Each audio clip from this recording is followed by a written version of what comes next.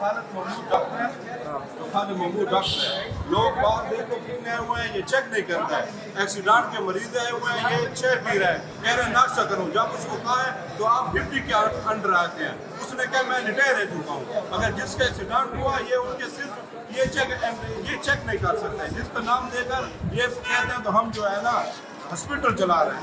یہ سارے چور ڈاکو لٹیرے، ایک ایکسیڈنٹ بچے کا اور اس کا یہ صرف یہ چیک نہیں کر سکتے. وہ کہتے ہیں میں چائے پی کر آؤں. جب زور سے اس کے اندر گیا ہوں تو کہتے ہیں میں ریٹائر ہوں، میں تو ڈپٹی میں بیٹھا بھی نہیں ہوں. تو پھر یہ کیوں دوسرے کا حق مار کے بیٹھے؟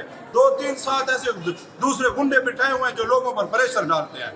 اور میں یہ کہتا ہوں یہ KPK کے منسٹر کو، تم بھی غدار ہو جو ہمارے لیے خان کی اور حقوق مار رہے ہو. نہ صفائی ہے، نہ ٹیکا ہے، نہ ڈرپ ہے، نہ کوئی چیز ہے. یہاں کے کروڑوں روپے کے یہ فنڈ لے کر جا رہے ہیں جو ایک ہاسپٹل کی نظر میں جو ایک روپیہ بھی نہیں عوام کو. عوام دیکھو اور ان کی بدماشی دیکھو. ڈاکٹر اندر ناشتہ کر رہے ہیں، چائے پی رہے ہیں اور باتیں کر رہے ہیں.